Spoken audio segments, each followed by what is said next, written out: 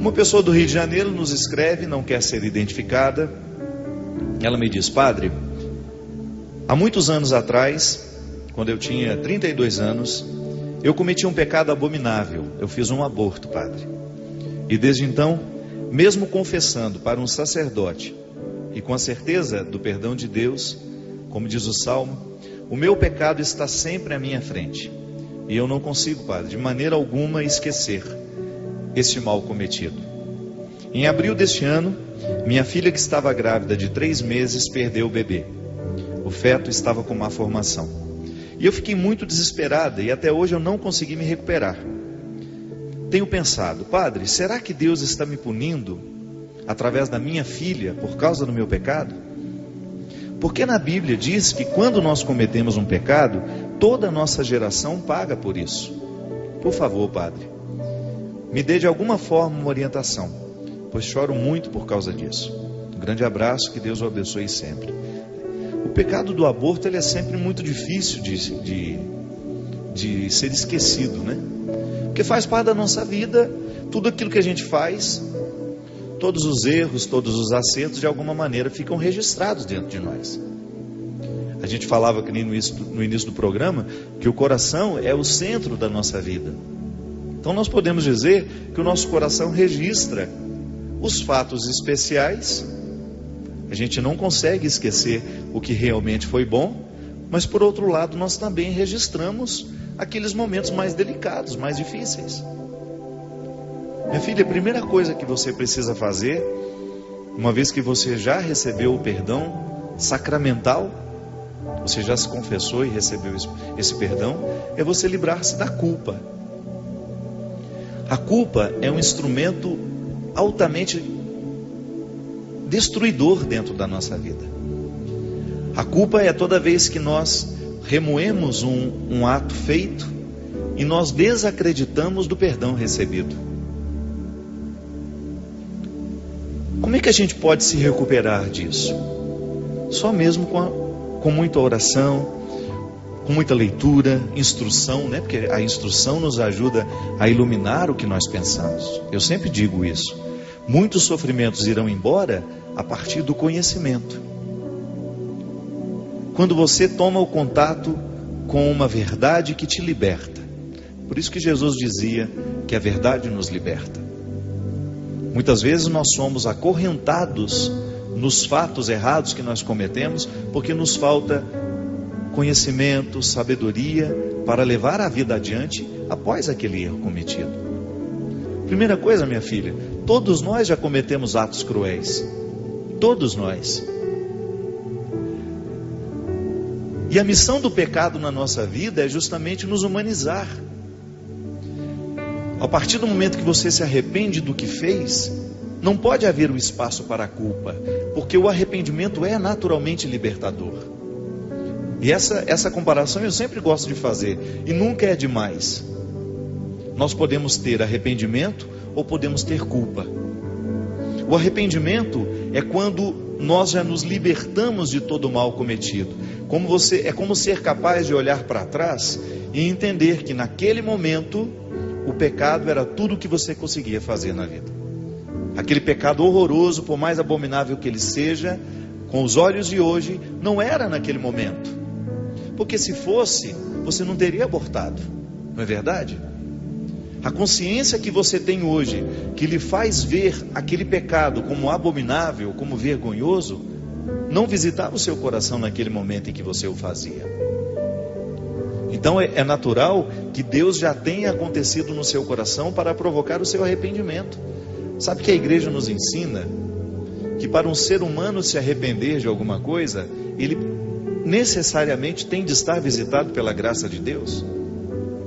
Sozinho eu não sou capaz nem de me arrepender dos meus pecados. Olha que interessante isso.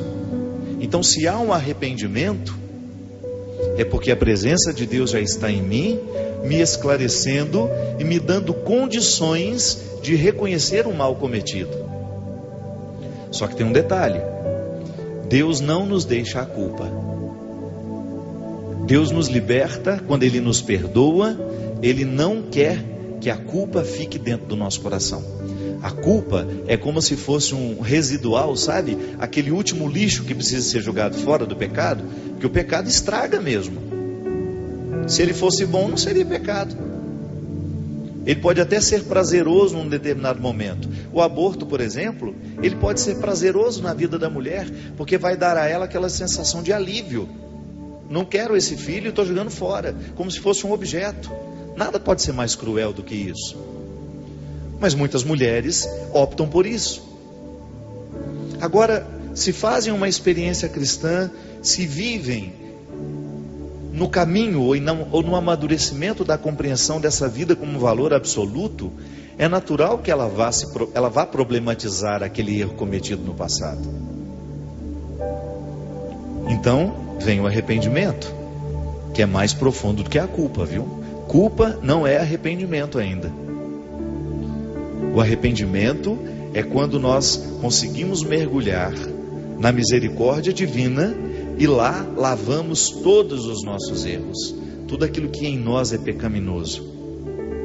Por isso, gente, que quem vive a dinâmica da vida cristã precisa todos os dias fazer um ato penitencial. Façam de manhã, façam de noite, pode ser curtinho, não precisa ser demorado não. Coloque-se em posição de oração, quem sabe com a Sagrada Escritura, leia um salmo de arrependimento e faça esse santo sinal da cruz. Às vezes eu acho que nós estamos nos esquecendo do valor das coisas. Traçar o sinal da cruz, por exemplo, sobre nós, não é? Isso é lindo. É você declarar, a partir de agora, este território humano é um altar. É isso que você diz toda vez que você faz sinal da cruz. Não aquele... falando disso não. Estou falando de um ato consciente, de reverência, orante. Em nome do Pai, do Filho e do Espírito Santo. Amém. Vou dormir. Eu gosto de fazer o pelo... Como é que chama, mãe? Pelo sinal da Santa Cruz. É o sinal da cruz mais comprido, né? Eu gosto de fazer aquele antes de dormir. Porque é como se ele se esparramasse pelo meu corpo. É um rito. É um rito que eu faço antes de dormir. Eu me deito e faço o sinal da cruz. Com aquela expressão, né? Com aquela frase, aquela sequência de frases. Pelo sinal da Santa Cruz, livrai-nos Deus nosso Senhor dos nossos inimigos. Em nome do Pai, do Filho e do Espírito Santo. Amém. Você está pedindo a Deus o direito de ser um território, o direito de ser um território protegido por Ele. Que nada no seu coração venha macular aquilo que Deus quer para você. Então, quando nós fazemos este ato penitencial, de alguma forma nós estamos buscando os significados mais profundos do perdão e do arrependimento. Porque não é possível ter vida cristã sem pedido de perdão e sem arrependimento. Mas o contrário também é verdade, não é possível ter vida cristã com culpa. Culpa é o oposto do arrependimento. Porque a culpa nos amarra no mesmo lugar. É isso aqui. É o poder do diabo sobre nós. Pode ser que o diabo ele seja especialista em nos colocar culpados. Porque ele não nos quer arrependidos. O sentimento de culpa, aquela coisa dolorosa, pesada que a gente leva sobre nós. Diferente do arrependimento, que é quando você é capaz de olhar para aquilo que foi mais cruel da sua atitude e você saber que Deus é capaz de lhe perdoar daquilo. Que a pior vaidade é essa, minha gente. É quando você acha que o seu erro é tão ruim, tão ruim, tão ruim que nem Deus pode perdoar. Tem gente vaidosa assim. Acha que nossa, eu sou ruim demais. Você não faz ideia do tanto que eu sou ruim. Pois é uma vaidade. Tem gente que tem vaidade por ser ruim e acha que Deus não é capaz de perdoar essa ruindade. Não é assim. Então, minha filha, quando você sentir que o sentimento de culpa está tomando conta do seu coração, peça a Deus para se livrar disso. Peça a Deus para que Ele lhe coloque o dom do arrependimento, porque esse sim é frutuoso na nossa vida. Quanto a essa história de que nós pagamos o erro das gerações, a gente precisa entender isso um pouco melhor. Porque se a gente diz que nós estamos pagando o erro das gerações, pode ser que a gente esteja confundindo o significado desta palavra na nossa vida. Eu, por exemplo, eu trago de maneira inconsciente a presença do meu avô, do meu pai, dos meus bisavós. bisavós e bisavôs, todos eles estão dentro de mim como uma herança genética e também espiritual. Mas a partir do momento que eu faço a minha experiência de ser mergulhado nas águas do batismo, Deus está me dando uma nova identidade, que é a identidade cristã. Então, tudo aquilo que foi passado está batizado em mim. A graça vai me auxiliar. Tudo bem, eu tenho aqui muitas coisas que são herdadas de pessoas que eu nem conheci, no meu jeito de ser, no meu jeito de fazer, no meu jeito de pensar. Mas a partir do momento que eu tenho o compromisso de ser cristão, tudo isso terá de passar pelo crivo. É tão bom quando você sente que você já fica incomodado toda vez que você perde a linha com uma pessoa. Eu sou naturalmente nervoso. Tudo bem, é meu jeito de ser. Mas durante muito tempo eu quebrei o barraco e não me incomodei por quebrar o barraco. Mas a partir do momento que eu estou mais consciente da minha vocação cristã, aquilo me chateia muito mais. Por quê? Porque me causa arrependimento. E toda vez que eu sinto que eu estou começando a quebrar o barraco de novo, a luzinha se acende e eu falo, não, eu não preciso fazer isso agora. E aí eu começo a perceber que o meu comportamento está sendo transformado pela força do Evangelho em mim. Não é maravilhoso isso? Você identificar que você, à medida em que você vai vivendo, você vai percebendo que você está mais atento às suas atitudes, porque você tem um Deus, você tem um compromisso com Deus. Você não é um filho sem pai. Então, minha filha, essas gerações terão sim influência no nosso jeito de ser, porque isso é genético também. Mas você pode ter certeza que Deus é muito generoso no sentido de nos ajudar a identificar o que precisa ser transformado. E retire isso da sua cabeça. Deus não está punindo a sua filha por causa do erro que você cometeu. Deus é generosidade, Deus é amor. Às vezes eu tenho muito medo. Em algumas pregações, às vezes o pregador apresenta Deus tão cruel que gera até um ateísmo em quem escuta. Não é assim? Eu não vou acreditar num Deus que é pior do que eu. Eu não faria isso com meu filho. Eu não iria punir o meu filho retirando dele uma criança que ele tanto espera, porque a mãe dele fez um aborto. Jamais faria isso. E olha que eu sou visitado pelo pecado original, hein? Eu não sou perfeito. Eu sou miserável. Então Deus, que não é vítima dessas misérias, Deus é puro amor. Essa consciência nós não podemos perder de vista, minha gente. Deus não muda de ideia. Deus é sempre amor. Deus é sempre generosidade. E esse é o anúncio da boa nova que Jesus nos trouxe. Ele não vai tratar com crueldade um filho só para vingar-se de um pecado que foi cometido. Não. O que vai acontecer, e isso é uma consequência do pecado, é a gente ter de lidar com aquilo que sobra dele. Como eu dizia antes, a culpa é o resto do pecado. É a água suja do pecado. Poderíamos dizer assim. Sabe quando se dá banho numa criança? Agora não mais, né? Eu lembro quando era pequeno que eu tomava banho de bacia, que depois que tomava banho a água ficava suja.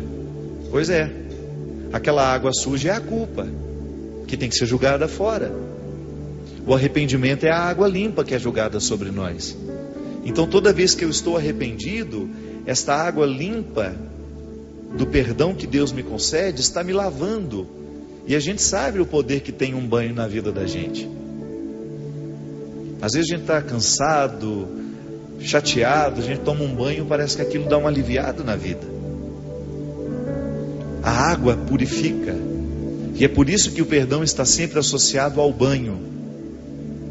É por isso que o perdão tem sempre os símbolos que purificam. O fogo que purifica, o fogo que vai retirar os excessos. A crise, né? O crisol, que é aquela maquininha por onde passa o ouro, em altíssima temperatura, para purificar, para não ficar nenhuma impureza nele. A água, que tem o poder de nos lavar. Então, nesse processo do arrependimento, é que estará a sua luta a partir de agora. Você não vai permitir que a culpa seja o fator que gera ou que grita, que dê a voz ao seu coração. Essa é até uma boa reflexão. O que aconselha o meu coração? Qual é a voz? Essa voz que fala ao meu coração me encaminha para o arrependimento ou ela me encaminha para a culpa? É interessante que às vezes até as pessoas com quem a gente vai dividir uma coisa ruim que aconteceu, elas também poderão fazer essa opção. Eu, como padre, uma pessoa vem e me conta uma coisa, me conta uma situação desagradável que viveu, um erro que cometeu. Eu tenho duas opções. Eu vou fazer um discurso para ajudá-la a se arrepender, ou eu vou fazer um discurso para torná-la culpada. Não é assim? Na prática? Quando um filho vem falar para você que fez uma coisa errada, você tem duas opções. Ou o seu discurso acolhe, abraça, não retirando dele a responsabilidade do erro cometido. Não é disso que eu estou falando. Quando um filho vem apresentar para você um erro que ele cometeu, você pode encaminhá-lo com o seu jeito de acolher ao arrependimento, ou você pode estabelecer nele a culpa. É por isso, minha gente, que nós temos de educar o nosso jeito de ser. Eu não posso fazer esse estrago na vida do povo.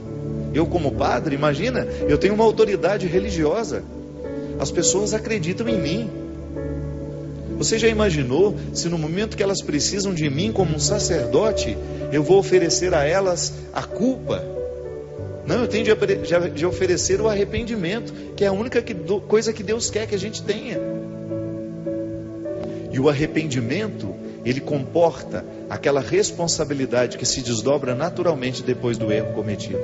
Então tá bom, eu magoei o meu irmão e eu estou arrependido por isso. Eu vou lá pedir perdão. Eu enganei o meu irmão, eu vou lá tentar resolver o engano.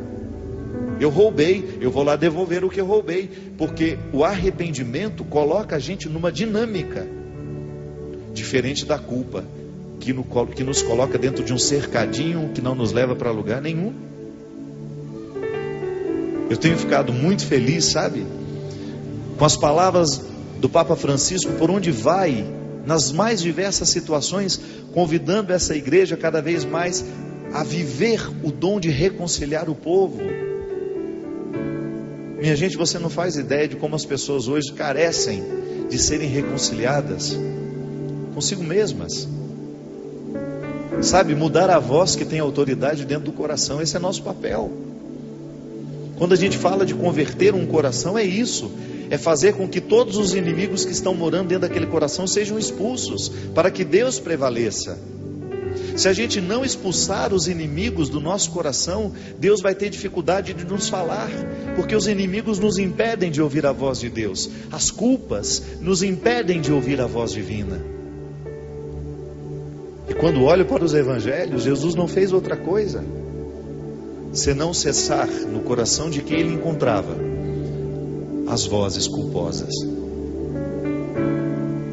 as culpas que destruíam, as culpas que estagnavam, que impediam de que aquelas pessoas pudessem ir além. Quando você olha para o encontro de Jesus com João, quando João chegou para viver e conviver com Jesus, era uma pessoa, 3 anos depois era outra, totalmente diferente. Quando João chegou, ele tinha um apelido de filho do trovão. Não devia ser uma boa coisa para ser chamada de filho do trovão. E 3 anos depois, o que Jesus fez no coração daquele homem para que 3 anos depois ele pudesse deixar de ser chamado de filho do trovão para ser chamado discípulo amado? É que Jesus foi expulsando do coração de João todos os inimigos que porventura ele foi alojando ao longo da vida. É o que Jesus faz com a gente. Toda vez que honestamente nós nos colocamos na perspectiva de viver ao lado dele, ele olha nos nossos olhos, identifica quais são os inimigos que nós alojamos e põe todo mundo para correr. Todo mundo para correr, para que o nosso coração seja puro, porque só no coração puro Deus pode ser ouvido. Se eu tenho o coração repleto de inimigos, é natural que esses inimigos não me permitam ouvir o que realmente é bom para mim. Porque no fundo, o que nós precisamos é saber o que é bom para nós. É a gente deixar de sofrer pelas culpas, é a gente começar a sofrer só pelos arrependimentos. É a gente ter condições de abrir as porteiras para que possam ir embora quem precisa ir, e que fiquem os que realmente precisam ficar. Se Jesus fez isso com eles, se Jesus fez isso com João, pode fazer com a gente também. Pode fazer com você. Pode visitar agora, neste momento, a sua vida, seu coração, e possa lhe dar lucidez para você identificar os inimigos que você aloja no seu coração. Não permita que eles destruam a sua vida. Não permita que eles destruam a sua oportunidade de ser quem você é. Porque para isso vivemos, para fazer valer a pena aquilo que a gente é. Muito obrigado. Que Deus abençoe seu coração, que Deus abençoe sua vida, que Ele bote todos os inimigos aí do seu coração para correr, e que fiquem somente aqueles que são favoráveis à sua santificação. O Deus Todo-Poderoso, Pai, Filho e Espírito Santo. Amém. Até a semana que vem, se Deus quiser.